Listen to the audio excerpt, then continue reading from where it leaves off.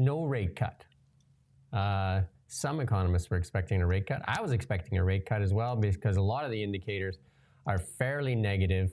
And it's with inflation at 1.7%. That was in April.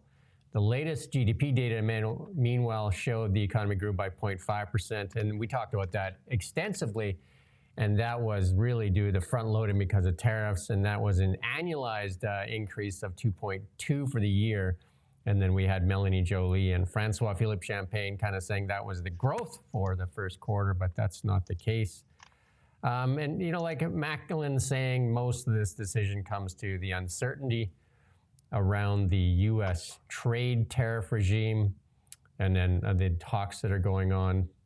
The bank's prognosis for the Canadian economy, though, quite gloomy.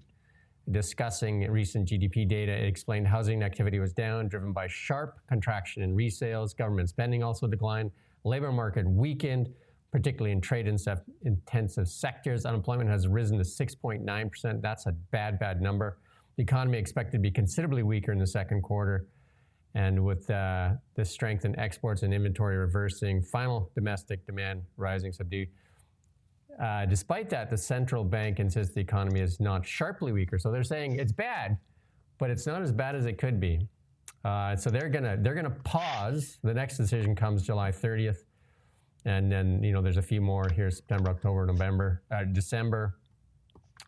I think they're just trying to keep some powder dry in case they have to react. But the economy needs a rate cut in the worst way.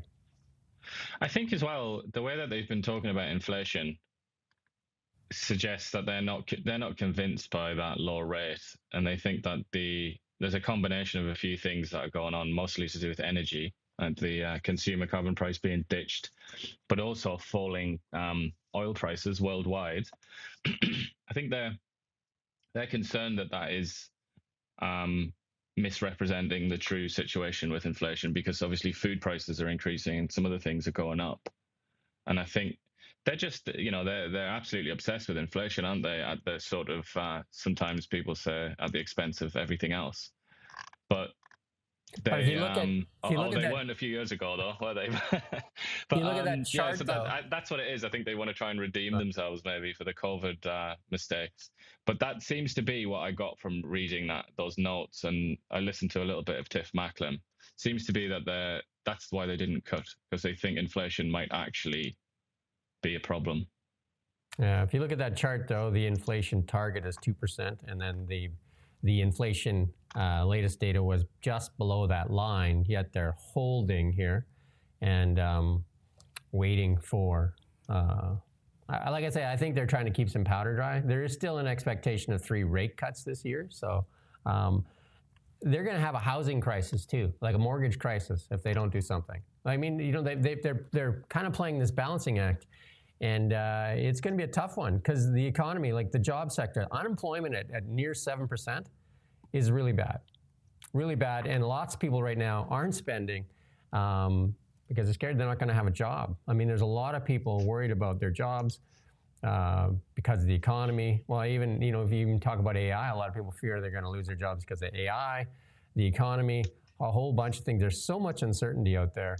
And I would say lots of businesses are reluctant to deploy more capital, and they're trying to keep their powder dry. So it's kind of the common theme of people keeping their powder dry. People aren't making big purchases like houses, vehicles, all kinds of things like that. So yeah, well, that's the main element of Canada's GDP and Canada's wealth. It's not really wealth, it's just inflated asset prices.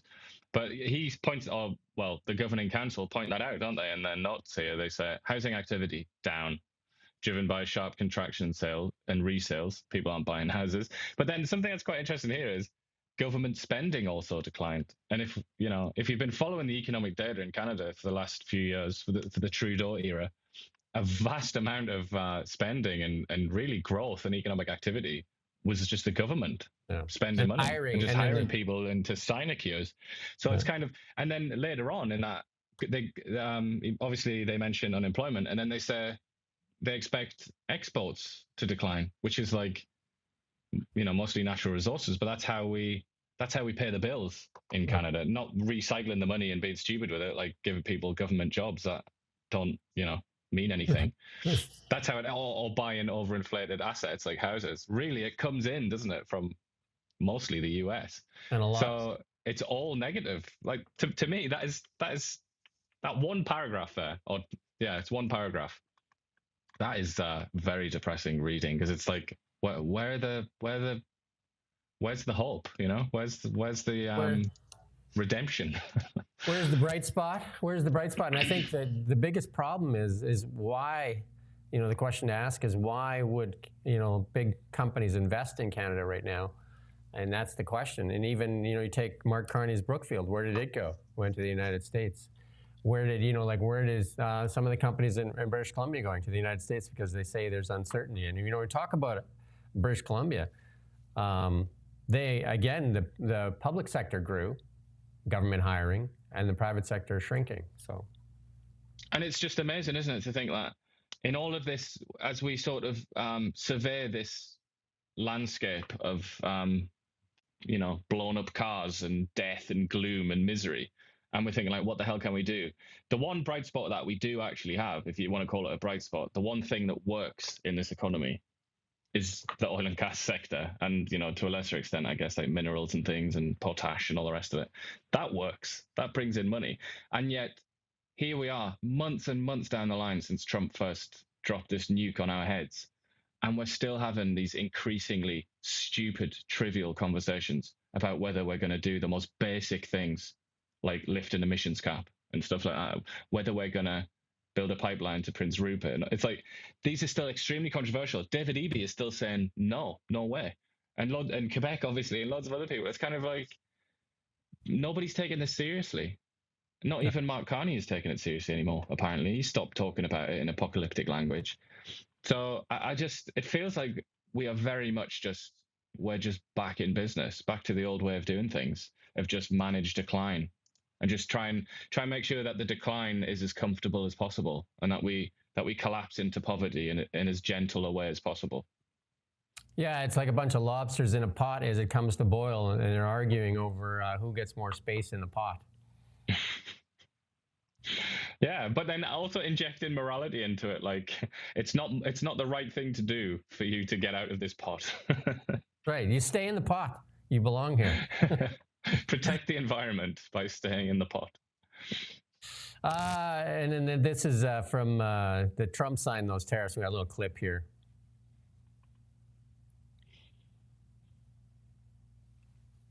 The president threatened to increase steel tariffs on social media. Now the White House says he has done it. They say he has now signed an executive order off camera here at the White House that raises steel and aluminum tariffs from 25% to 50%, effective at 12:01 a.m. tomorrow. Now, our Megan Casella, who's been going through the text here, points out that the UK gets some differential treatment in this executive order based on the agreement with the UK. But this is, as the president expressed he was going to do on social media. Now the White House says he has officially done it. So as expected, but obviously this was a post on social media that moved markets at the time.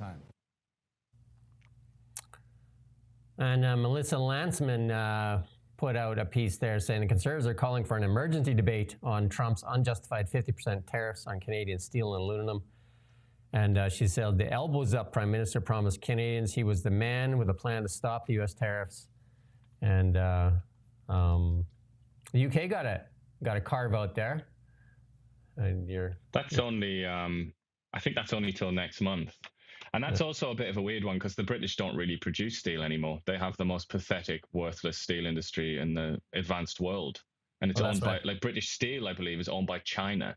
I mean, it's all it's an absolute calamity, the British steel industry. It's not even feasible anyway, because energy is too expensive and steel production requires a lot of energy. But these tariffs here on aluminium and steel, this is just an anti-Canada measure by another name, really. I think it's wrong to sort of bring other countries into it, even like Britain, because they don't even matter, really. They're of no consequence in these markets. Canada dominates the American steel and aluminium import. This is huge for Canada, and the Canadian steel industry urges government intervention amidst these tariffs. The head of the Canadian Steel Producers Association urged Ottawa to act quickly after President Trump doubled tariffs on steel and aluminum imports to 50% starting today. Catherine Cobden said the new tariff will essentially shut down Canadian exports of the materials to the U.S., a crucial market for manufacturers. She also said the federal government need to increase tariffs on Chinese steel coming into Canada, warning that communist dictatorship will seek to dump excess supply after being locked out of the U.S. market. Yeah, so that's a huge concern as well, is that the Chinese will then take advantage of the situation and then dump steel into Canada. They've done it before. I mean, they've done it to other countries, and they've destroyed those industries forever, and they can't be rebuilt. So it is that she's completely right when she says that's like an urgent situation. But then obviously, if you put added tariffs on China, then the Chinese will get upset about it, even though it's completely unfair for them to be upset about it. But they will get upset about it, and then they'll punish, probably some part of the agricultural sector or something like that, and help they'll work on dividing Canada, which is, not exactly a difficult thing to do, but that's probably what's going to happen.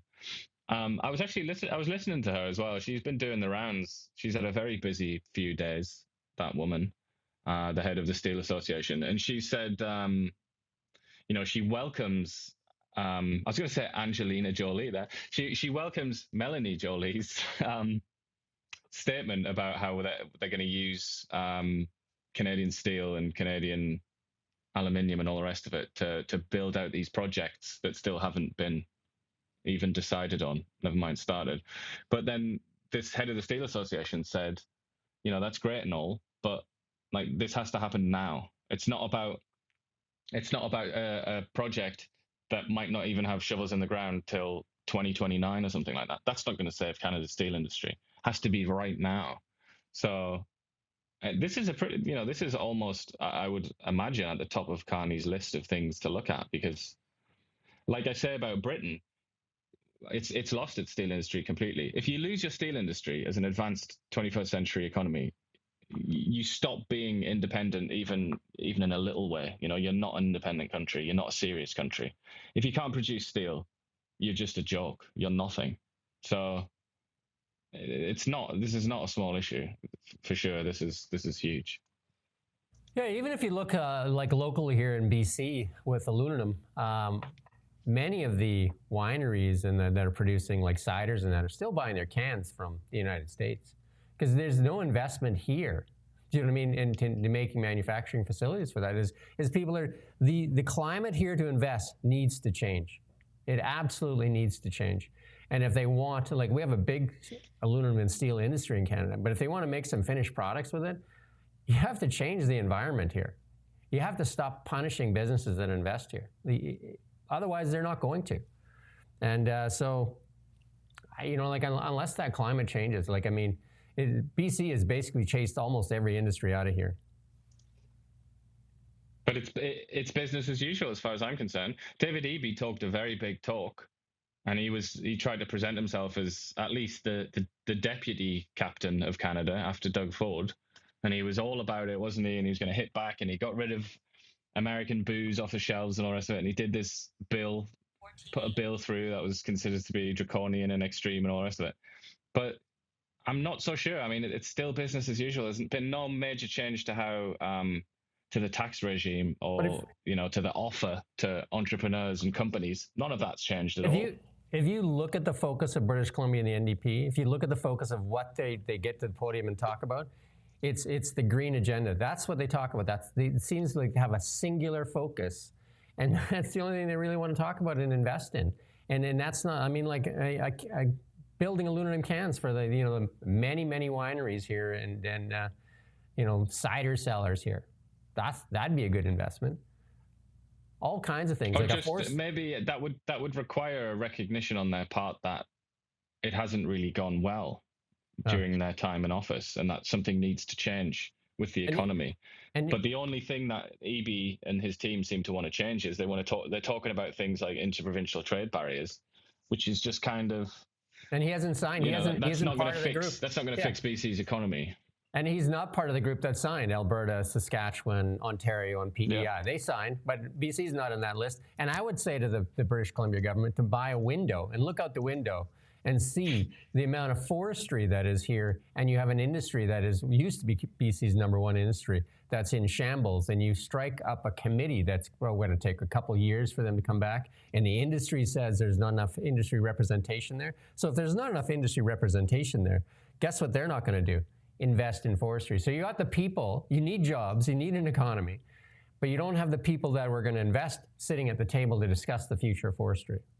It's just and while all this is going on, he's away in Asia, which makes me think that maybe he's just kind of given up. I mean, politicians are obsessed with symbolism, and I think it has to be taken as a pretty strong message and symbol that when the premiers met in Saskatoon with Carney, he was in Asia. I feel like that's like a sign. It's almost like Canada's not going to fix our problems. We're going to go to Asia, and we're going to try and increase our exports to Asia. But then the problem is he's going to go to Asia, and almost certainly quite a lot of the dignitaries over there are going to say, we want more gas or we want more oil. And he's going to say no. So I don't know.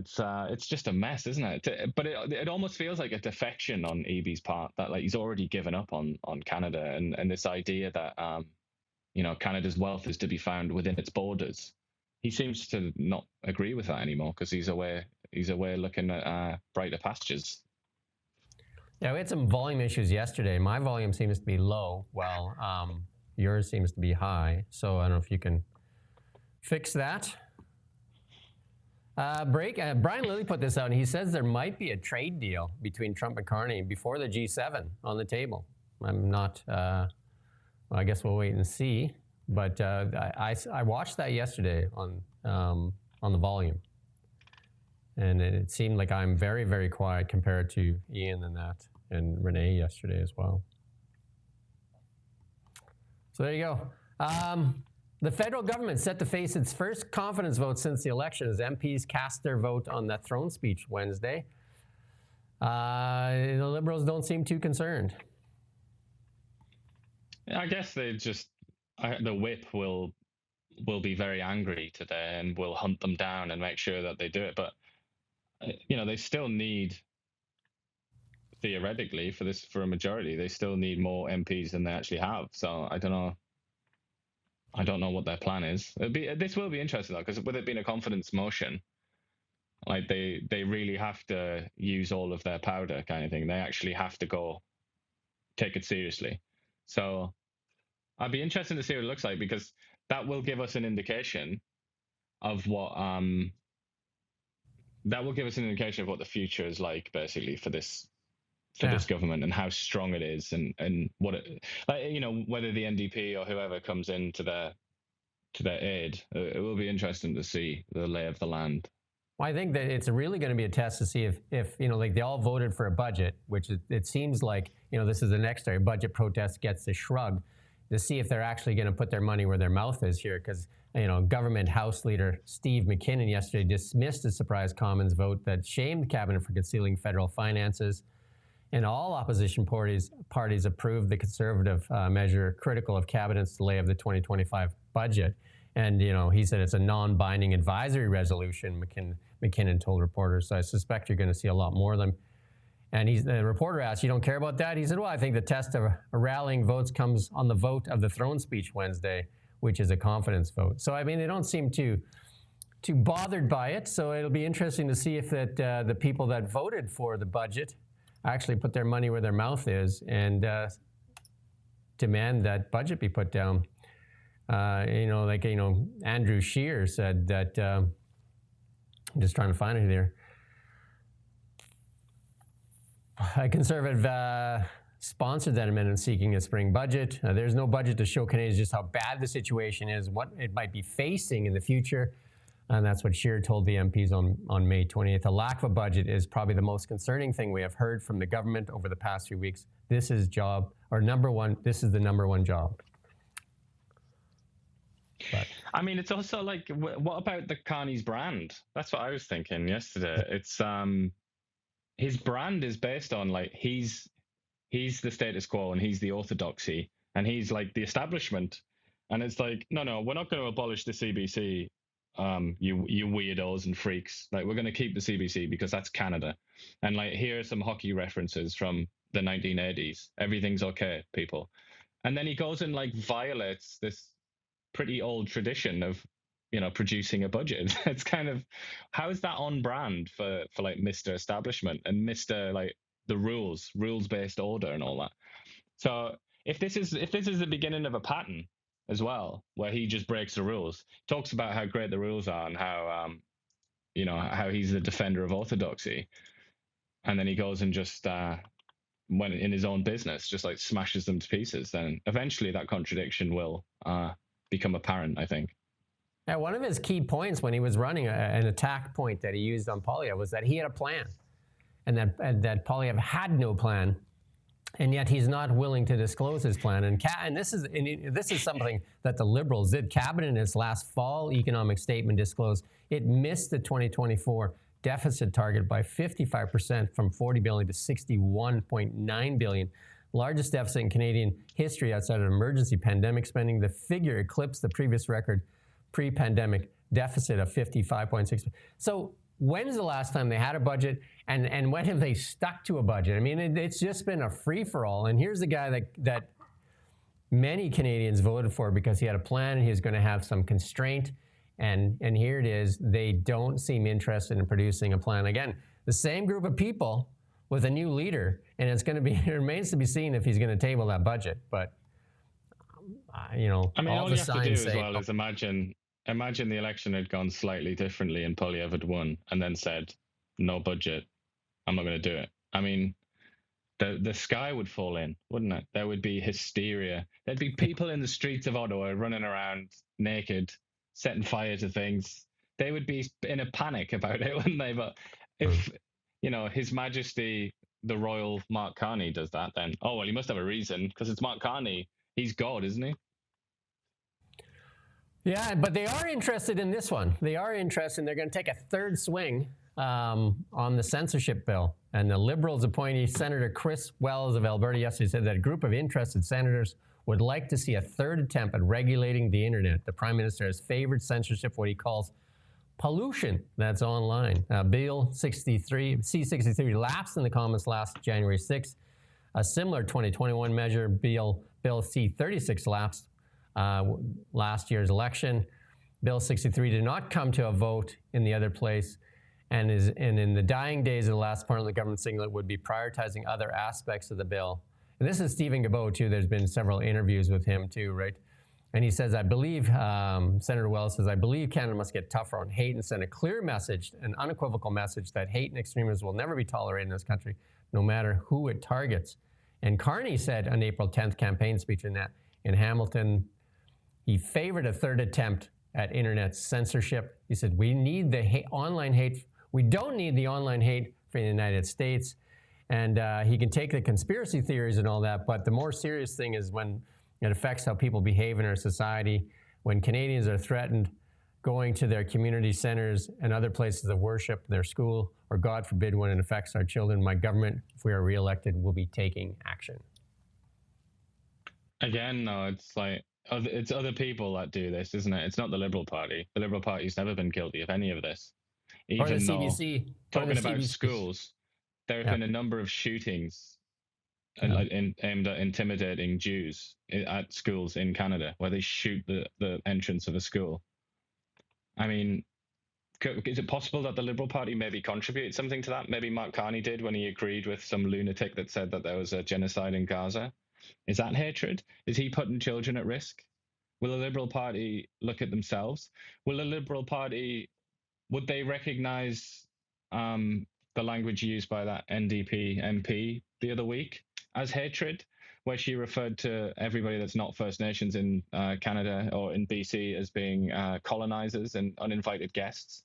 That sounds a lot like ethnic hatred to me. That sounds like racist hatred. But the point I'm trying to make here is that's an entirely subjective thing to say. Hatred is subjective. It's a subjective term. There is no, you can't get a blackboard out and come up with a sort of mathematical formula that tells you what is and is not hatred, which is why this is extraordinarily stupid and dangerous. Because what you're in effect doing is giving a set of ideologues and partisans permission to decide what is and is not hatred and imprison people based on that opinion that they have. If you allow this to happen in your society, you deserve everything that you get. You deserve to be thrown in jail for an innocuous tweet, because the line must be drawn here, and this can't possibly be allowed to pass. And this is interesting because we talked about this yesterday. New Conservative MP, the doctor, Matt Strauss, called COVID mandates in Canada full communism in his maiden speech. I've heard feedback from lots of people that said it brought them to tears listening to that speech. And he says he refuses to be a cog in their broken machine. But how many outlets have picked up that story? Because that's huge. How many outlets have actually discussed this? This Toronto Sun picked it up, right? But how many other people are going to pick it up? Will CBC pick this story up? Because it's big, right? Yeah, it's quite an accusation, considering his background, because he is a doctor, isn't he? He is a doctor, yeah? Yeah. I'm surprised they haven't even done it to try and discredit the Conservatives, because there would be a way to do this, where they say, like, Conservative MP says it was full communism. Experts disagree. They might do that still next week or something. They probably don't want to touch it because his speech was rather filled with lots of things that you'd be tough to argue against. So they're just rather just ignore it and let it die. But it'd be interesting to see. So all you people out there that watch the mainstreams, CTV and CBC, see if you see this story come up and see how they frame it. Speaking of the Toronto Sun, though, you missed a bit earlier on up there. Brian Lilly saying that he reckons that there's a deal coming. Yeah. Well, I thought we talked about it. We did. Did we? Yeah, we did. Because that's quite. I mean, it's based off nothing. He just went to a speech from the U.S. ambassador to Canada, and he spoke to some people off the record.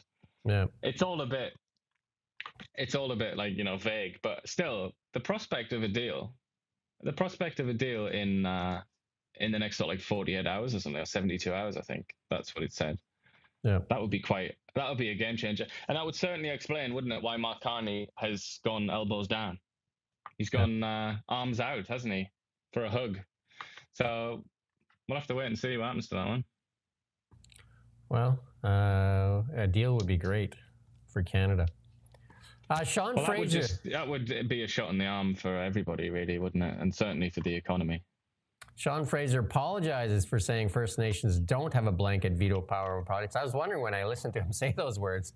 But so now Justice Minister Sean Fraser has apologized for saying the UN Declaration on Rights of Indigenous Peoples does not amount to a blanket veto power over projects. Fraser said his comments have damaged the very precarious trust Ottawa has built with First Nations. Such a bizarre scandal. It tells you a lot about where the power lies in this country, I think. Very, very revealing. Because it was a completely innocuous thing that he said. Totally just... Yeah. I don't know. It's just, this is a subject that it really... Every single atom of irrationality in the Canadian body politic is activated when this subject is discussed, and there's another example of it. You know where they need to focus some of their energy? We've got a picture here from Manitoba here near Flin Flon. Look at this. This is from X here. You got the Northern Lights, and below it you got the wildfires that are burning in that area there. And then we got a chart here from the Manitoba, a fire situation report from the government of Manitoba. And it shows you, if you go through that chart there, natural caused fires, total fires burning are 111. And near the bottom, the second square at the bottom there, that's the fires burning right now, or 111 fires so far. Natural caused, 6. 100 of them are human caused. And it's just there's a lot of this going on, and in some of it is like accidentally caused, but 100 human caused fires would lead someone to suspect that a lot of that is arson. Yeah, or just like absolute stupidity and negligence as well. Yeah. And then and there's this from Rebel News. 90% of Manitoba's Saskatchewan wildfires are human caused, says government data. So, I mean, definitely a lot more needs to happen and stop this. Because you know what, the first thing they're doing, they're jumping to the podium and talking about climate change causing all these fires when the people are causing these fires. Maybe they're trying to push an agenda or what have you. But here's a satellite map of some of the fires here. Just look at a little clip here to play from that. I can show you the fires burning from the satellite map. This is why you're getting all the smoke, because you just watch that, the way it cycles here, right into Ontario. Yeah. Damn them. And then we're going to bring up our just the state of media and the Online News Act, and we're going to just keep beating this drum until they let go of Bill C-18, as they actually try to add another bill to suppress more freedom of speech. So, but Bill C-18 definitely hampering news outlets from the ability to get to audience that they've earned by serving community. It's been almost. Well, we saw earlier as well, just another example of the Liberal Party's hypocrisy and the hypocrisy of Mark Carney, their treasured leader. He's talking about the US. He's talking about we don't need all this poison coming over the border from the US and all the rest of it. How does he then explain spending millions of dollars on Facebook, which is the largest social media company in the world? Yeah. How does he explain that? I mean, how are those two things in accord with one another? Facebook is supposedly like the world capital of misinformation and hatred and all the rest of it. But then Mark Carney is spending very, very good money to get his message on there. Why does he want his message there? Why does he want to give money to these hate mongers in his the way he frames it? Is there any explanation for that? And then why wouldn't they repeal Bill C-18, which even the Liberal MP here in our area here says it's failed? Repeal it and allow news outlets to put their information back on Facebook and Meta and take up some of the space being taken up by, people that steal our content and definitely have one type of narrative to push. And then that's what's given them the space to kind of grow these accounts and not allow news outlets, including CBC and CTV and Global and the rest of them, put their content on social media. And we've still not had an explanation. We've not even been treated with that much respect, which is not much respect at all, is it? I mean, no. You would expect your executioner to give you a bit more of an explanation than, and in fact, you would get more of an explanation from your executioner, wouldn't you, than the Liberal government? They just don't want to talk about this. They don't want to provide any information, any explanation, nothing, just pure silence as this stink just continues to worsen. And it just consumes the whole of Canadian, media and intellectual and political society. It's absolutely vile, and there's no way to defend it. And this is, talk about crisis in the media. It's a vicious circle because they're not held to account on this because the media is so crap in Canada, and the media is so crap in Canada because the government has put this stupid bill on the statute books. So it's just like this poisonous cycle, and on it goes. Close to 100 outlets have failed since the introduction of Bill C-18, which is coming up now to a 2-year anniversary, and no sign of reprieve. And I've seen some of the letters from some of the reporters here locally sending them to MP Stephen Fuhr and that, asking that their careers are going to end because of this bill, and yet that many recognize that it's just ludicrous, and yet it continues. And all we're going to have left here is CBC, and that continue to get money from you, the taxpayer. And I don't know what to say. We got some examples here of even in the United States of year-old countries. There, BBC, Caroline Levitt taking some questions from BBC. Firing on Palestinians trying to get aid from the Gaza Humanitarian Foundation. Up to 20 people, according to the Red Cross, have arrived to the hospital that they've set up with gunshot wounds, have died from them. Is this administration aware of these? And I mean, what is being done to address this situation? The administration is aware of those reports, and we are currently looking into the veracity of them because, unfortunately, unlike some in the media, we don't take the word of Hamas with total truth. We like to look into it when they speak, unlike the BBC, who had multiple headlines. They wrote, Israeli tank kills 26, Israeli tank kills 21, Israeli gunfire kills 31, Red Cross says 21 people were killed in an aid incident, and then, oh wait, they had to correct and take down their entire story, saying we reviewed the footage and couldn't find any evidence of anything. Oh, okay, so we're going to look into reports before we confirm them from this podium or before we take action, and I suggest that journalists who actually care about truth do the same to reduce the amount of misinformation that's going around the globe on this front. I mean, for once, I can applaud her. Usually I find her to be insufferable and like nails on a chalkboard.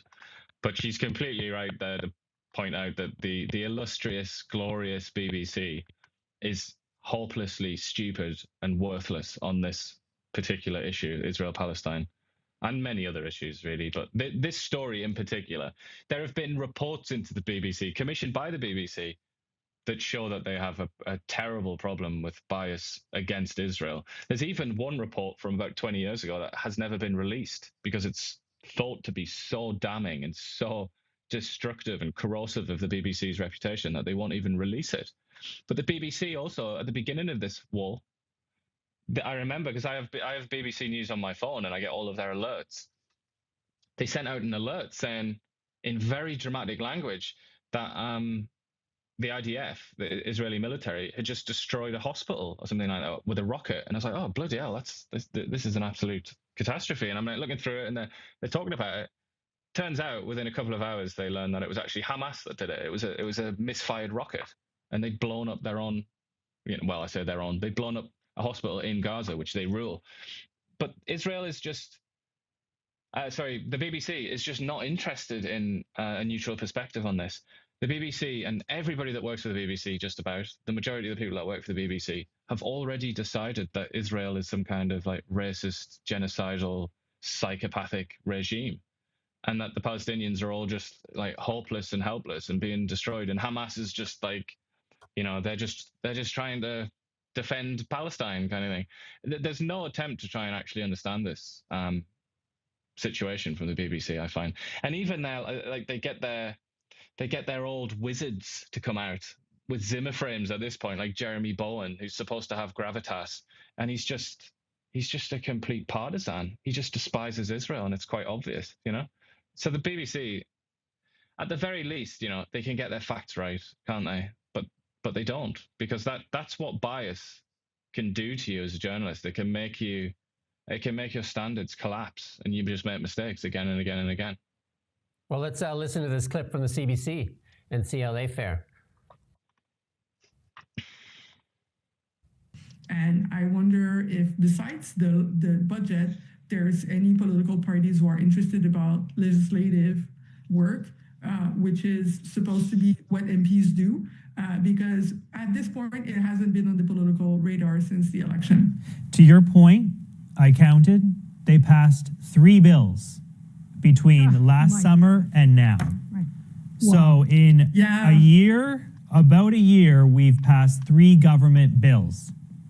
Well, and that is all. I know that it's our job to report the news, but at some point, I think we need to report more scrutiny of that. Happen. Yeah.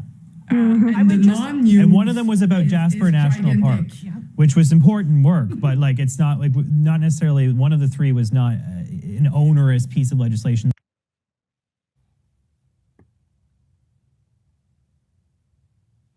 3 bills. That's what Parliament's been doing. And then they're going to take all these breaks because they're hardly going to sit this year, right? Like there's very few little time that they're going to sit. So 3 bills. But this is like, that's why Polyev, who's much more in tune with the kind of political, he's much more in tune, I think, with how politicians look to the people. So he was saying if he's elected, the summer vacation is cancelled, because I think he recognizes that the people are upset. But Khan Dog, he's just not bothered, is he? But like I've said, I think Mark Carney he's done that on purpose because he wants to govern like an executive. He doesn't want to govern like a prime minister with all that fuss and all that messiness and all the sort of people with their stupid opinions as he sees it, all these stupid lesser people trying to say things that he doesn't want to hear. He wants to govern like a chief executive. So for him, I think like the less parliament, the better. So that's probably why that's happening. So one of the key things that I got out of that was the reporter questioning herself that, perhaps we need to offer more scrutiny to the government. Isn't that what you're supposed to do? Yeah, the fella said that, didn't he? Yeah. Isn't that what that is supposed to be the job? Because you're the one that gets to stand in front of them all the time, because they don't allow access. Like, we're going to talk about that in the next little bit here. So the CBC and the CTV, I mean, there's Vasi Kapelas is great, but other than that, how many offer actual real scrutiny? Because you're not getting it from Rosemary Barton. She's basically cheerleading the Liberal Party. Well, watch the interview, the only real serious interview that Mark Carney sat down for. Oh, he did actually do the Vasi Kapelas one, didn't he? Other than that, the only other big interview that he sat down for since being elected is with David Cochrane, wasn't it? I would advise people to watch that. If however low your opinion is of the CBC, watch that, and I trust me, it will be lower than it already is. Because that was like a couple of chums, wasn't it? Like, it was like a celebration of Mark Carney's election. And then compared to the one from the UK reporter. And because in British journalism, yeah.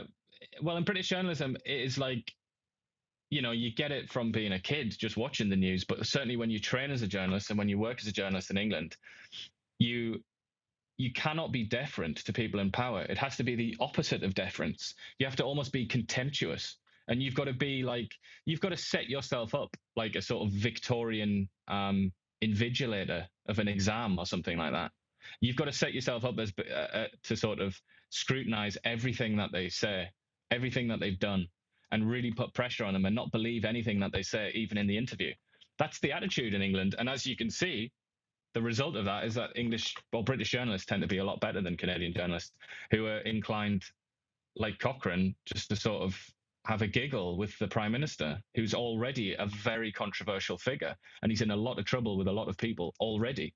But Cochrane's there talking to him as if he's like an athlete or something that's just won a gold medal. Yeah, it looked like a podcast between two chums, like one of those where they're just like kind of like, getting along to get along. Like Joe Rogan. To be honest, Joe Rogan gets all this criticism, doesn't he? Because Joe Rogan tends to say things like, "Oh yeah, I see what you're saying." Like a controversial figure will say something controversial, and Joe Rogan will say something like, "Yeah, okay, fair enough." And then there's Cochrane. He's supposed to be like the anti-Rogan. He's supposed to be a professional journalist, and he was there doing that as well, isn't he? He's like, "Yeah, fair enough, Prime Minister." It's like, just like, and we're both busy. You're busy. I'm sure you don't want any more questions. So just like you try to get every ounce. Like, when I had David Eby, like we milked that, and then probably to our detriment there, because we probably want to get another one. But if you have them, then you just go at them. And you and I sat down with Renee Merrifield yesterday, former MLA, Beyond the Bell. We're going to play a small clip on media here. We'll probably cut it off. I think I have like almost 4 minutes here, but we'll probably cut it off sooner than that. But let's play a clip. You can find this on Kelowna Now, and you can find it on our YouTube channel and Now Media Group. Let's play a small clip, though, talking about media.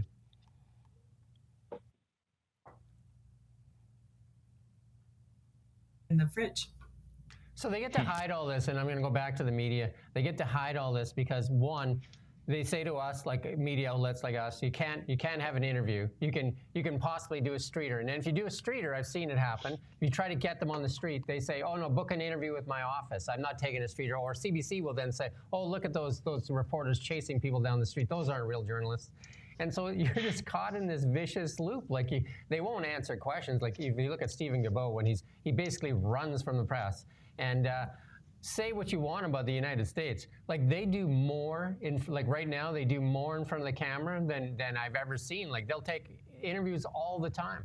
And how do you have accountability? If you look at Parliament, they don't even want to sit Parliament. You and I have talked about this, Renee. Like look at the parliamentary calendar. So that's question period. So you only get there's very little question period, and then you won't be held accountable by the press. You won't even respond to Ian. Ian worked for the Daily Mail. He's got credentials coming out of his wazoo, but he doesn't have CBC beside his name, and we're not state-funded media, so they don't even respond. Yet Kelowna Now can send an email to the State Department and get a response within an hour.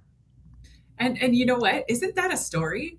Like, couldn't you actually do here's what we've tried. Here are the FOIs that we've done. Here's here's the streeter that we were told to call the office. So we called the office, and this is what we were told. And you could literally do the whole story on the erosion of accountability. Yeah. Do you know what? Elected officials. Somebody who does that all the time, Holly Dona Blacklocks, that's what she does. She does FOIs all day long. That's how they build their business. You know what she gets called? Yellow journalism. Yeah, well, there is a bit of a sort of rule, an informal rule, and you learn that it's real when you break it, which is that you don't kind of you don't pull back the curtain and show everybody how it works. So you don't talk. Yeah, I advise everybody to go watch that because Iain had a really good explanation. And in a matter of time, time here, we're not going to play that whole thing. But Iain had a really good explanation of all the stuff we've gone through. So get your curiosity, go watch that, and a lot more. We talked about a lot of things in that discussion there. And I'd advise people to go watch it.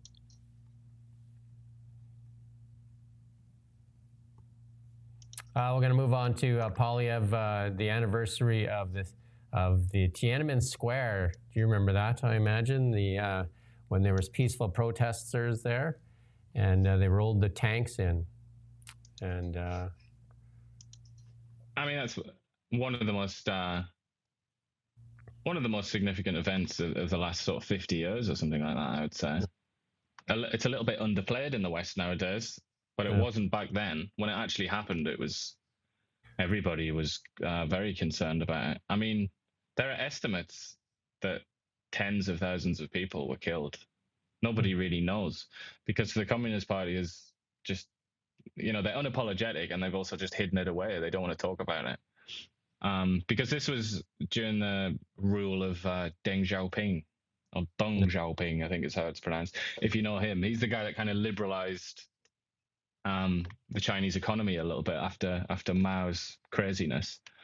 But still, when it came to the idea of like personal liberty, he wasn't going to entertain that. Nobody in the Communist Party was willing to entertain that, and they came down with a sledgehammer. And nothing's really changed in China. They don't have any more. Yeah. They don't have any more personal freedoms or anything like that. But the thing I find interesting about this, anyway, just to make this news rather than just a historical conversation, is that Pierre Poilievre has come out and said that, and he's talked about the Chinese Communist Party by name murdering its own people, indiscriminately killing people, all the rest of it. Very strong, clear language from Pierre Poilievre.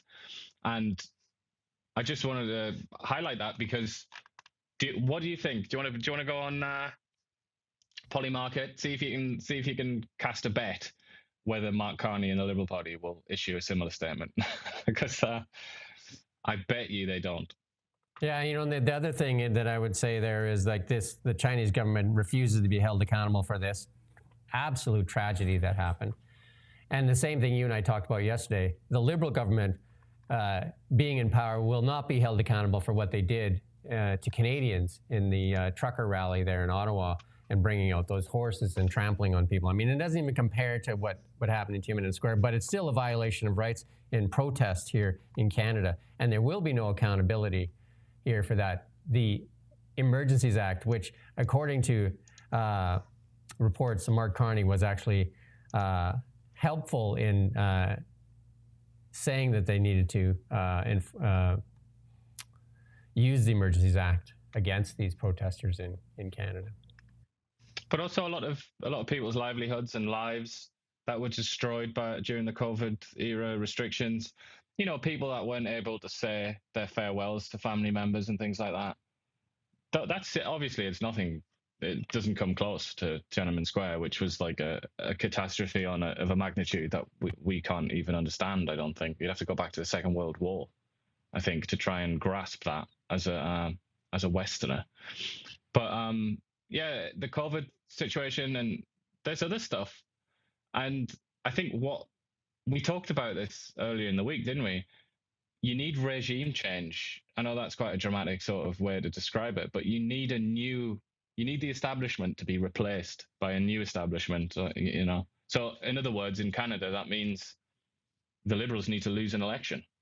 And then I think this sort of stuff can be revisited. But at the moment, it's still the same people in power. And obviously that applies to China as well. As long as you maintain power to a certain extent, you can determine you can write history. You can determine exactly. Yeah, write history. Although that's a bit harder in Canada, to be fair. But there's still truth to that. You can still sit on things, and just like the what they call the green slush fund, all that. You can just sit on it. You can just squat on things like that. And just, don't let anybody near it. Like, there are certain privileges that you have in the Canadian system. And obviously, when you have the media under your influence to some extent, as the Liberal Party does, then that gives you a massive amount of added power. So, yeah, I mean, let's wait and see. I'd say when and if there's a new government in Canada, like a non-Liberal government, things like that will be discussed more. But that would be what you mentioned is definitely the most controversial, isn't it? I'd say the Emergencies Act. Jews in the U.S. fearing for safety after terror incidents, and then increasingly Jews are afraid of their safety in the wake of the attacks linked to the Israel-Hamas conflict. And Haley Sophia, the CEO of the Jewish Democratic Council of America, said recent terror incidents in Washington and Boulder could have happened to anyone, and it's definitely, yeah. It's been true for ages, but it's gone into hyperdrive now, hasn't it? And like I say, and I've said many times, the people that insist that Israel is committing a genocide in Gaza, just think about what you're saying. Because there are people, like I've said many times, there are many, many people out there who are stupid enough to believe a lie like that. And they will act on it.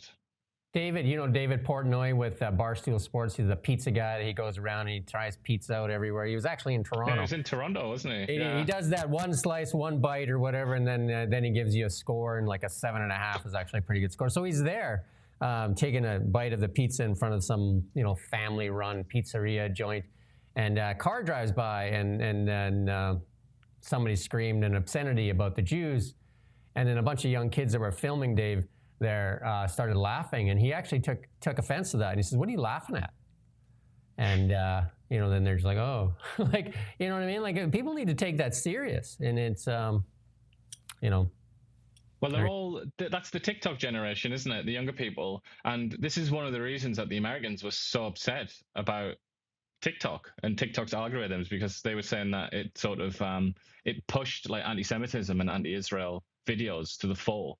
And obviously, public attitude surveys and all the rest of it show that the young people in America and in the West in general are not big fans of Israel. And it doesn't take much for people to go from despising Israel to despising Jews. That's a very well-trodden path that many people have taken over the years. And there's obviously a link between those two things. So I don't know. I mean, the American idea for TikTok seems to have just gone. Like, they were going to buy it, weren't they? But that just seems to have just been forgotten about. But I mean, it's beyond TikTok anyway. It's not exactly like it's just TikTok's fault.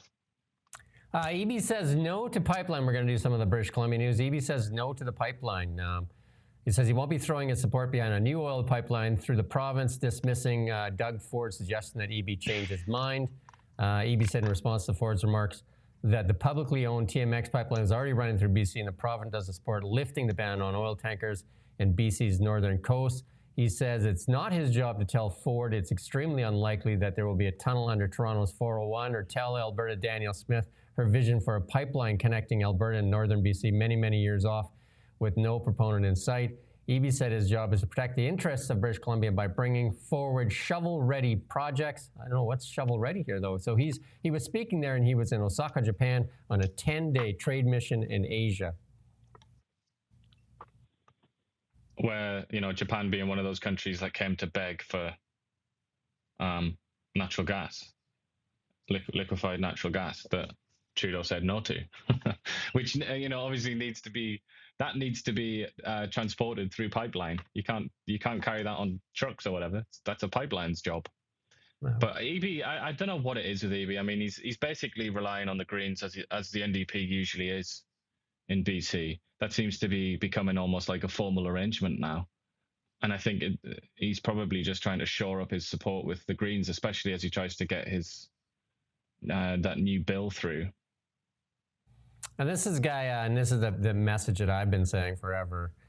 David Eby put out a tweet. BC has what the world needs, including critical minerals that are building blocks for the many products BC can meet the global demand for these resources. And by promoting industries and getting investments, we support more family supporting jobs in our province. And then this Mortimer guy on there says what BC needs doesn't have is a business climate where the private sector wants to invest to make products for the global markets, because it's anti-business. And even Eby said that himself. Remember when he took back that $1,000 that he promised in the election? He said, here's $1,000 for everybody to help with groceries.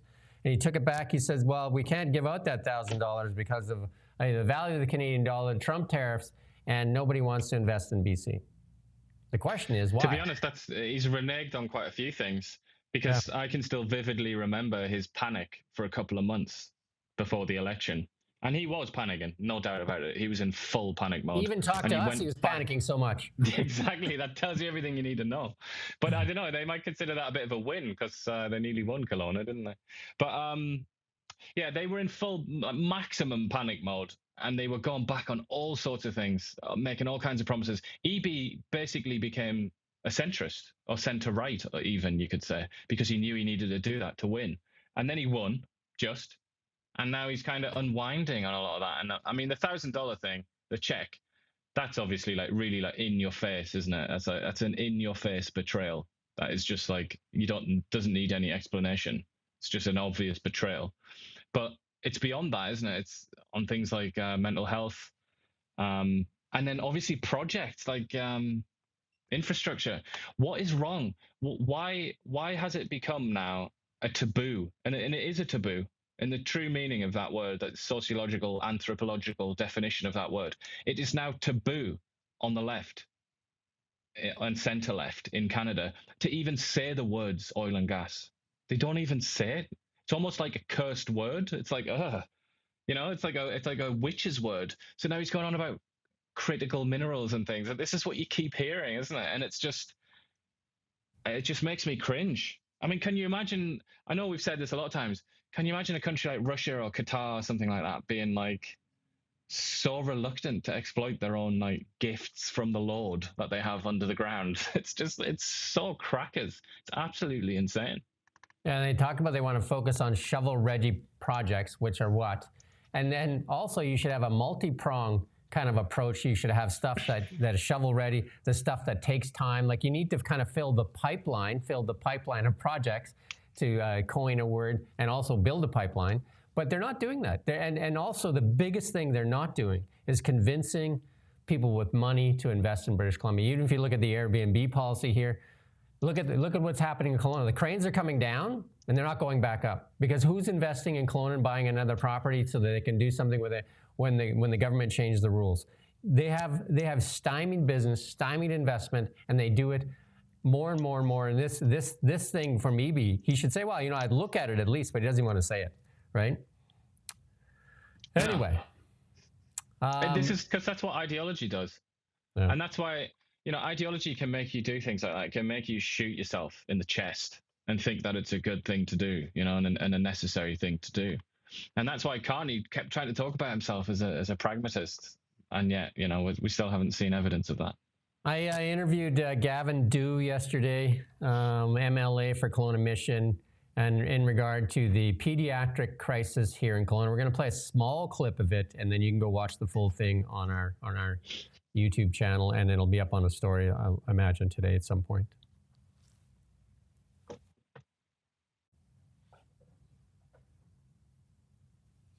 That's an input. That's not an output. So there just does seem to be this constant politicization of the numbers. And I would add to that, Jim, especially from having talked to a number of doctors in the last few days who are right at the front lines of this, it seems as if the government is determined to replace doctors that are here in our community and in our system rather than retain those doctors. So there has been seemingly just this broken culture, a lack of listening, a lack of hearing, a lack of effort into retention.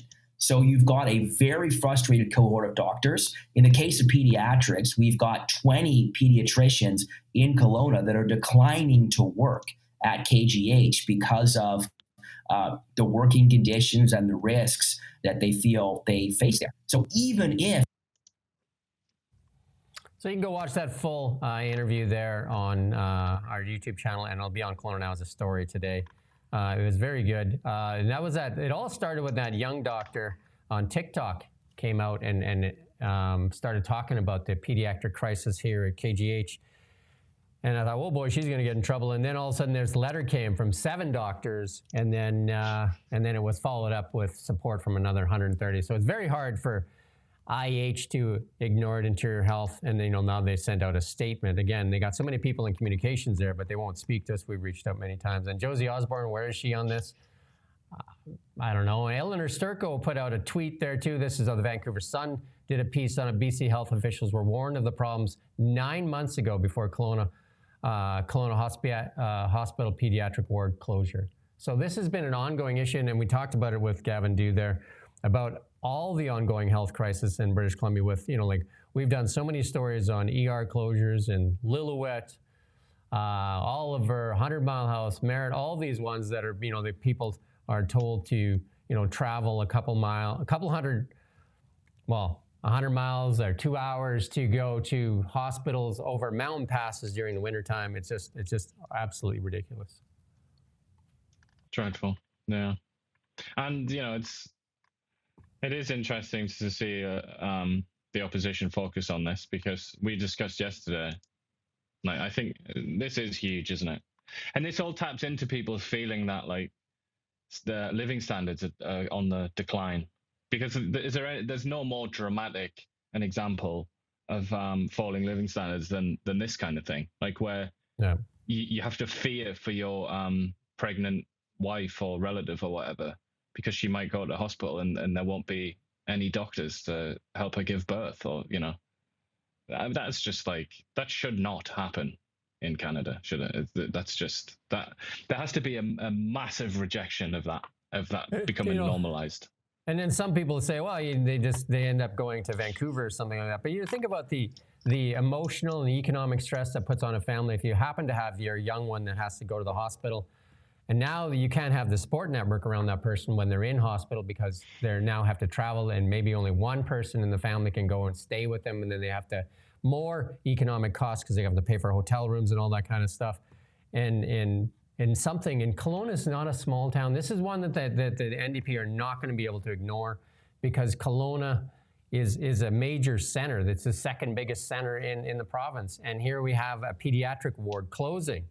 And all the closures, the small ones, they kind of got away with. I'd say, people that no doctors want to live in small towns, and they've ignored it. And they say they're spending money and recruiting doctors from the United States and nurses, and what have they got to show for it? They tried that recruitment there in the UK. We've asked for information. How much did you spend in the UK, and how many doctors did we get? They won't release that information, so they don't have the data.